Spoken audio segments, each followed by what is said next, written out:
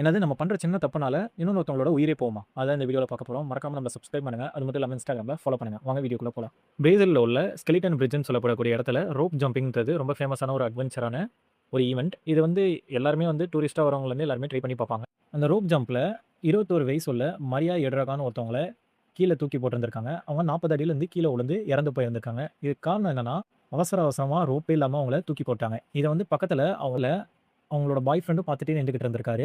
அது மட்டும் இல்லாம வீடியோ எடுக்கிற ஒருத்தவங்களும் ரோப் கட்லன்ற மாரி சொல்றாங்க. அவசரத்துல உடனே அந்த 2 வேலை செய்யக்கூடிய ஆட்கள் அவங்கள தூக்கி கீழ போட்டுட்டாங்க. இப்ப அவங்க இறந்து போயிட்டாங்க. கொஞ்சம் அவசரப்படாம அவங்க சொல்றத காதுல வாங்கியிருந்தா கூட, இன்னைக்கு அவங்க உயிரோட இருந்திருப்பாங்க. அவங்க நேரமோ என்னமோ தெரியல, இந்த மாரி நடந்துருச்சு. இத வந்து முன்னெச்சரிக்கையா அங்க வேலை செய்றவங்க வந்து செக் பண்ணியிருந்திருக்கணும். அவங்க ஏதோ ஒரு அர்ஜென்ட்ல இவங்கள தூக்கி போட்டு இன்னைக்கு கொன்ட்டு போயிட்டாங்க. அது மட்டும் இல்லாம இதுக்கு காரணம் அவங்களோட பாய் ஃப்ரெண்ட் தான்ற மாரியும் சொல்றாங்க. ஏன்னா அவர் பார்த்துட்டு அந்த ரோப் கட்டலன்றத சொல்லவே இல்ல. அப்படின்ற மாரி நெறைய பேர் சொல்றாங்க. இத பத்தி நீங்க என்ன நினைக்கிறீங்கன்றத கமெண்ட்ல சொல்லுங்க. அட்வென்ச்சர் அதிகமா போற உங்க ஃப்ரெண்ட்ஸ்க்கு இந்த வீடியோவ ஷேர்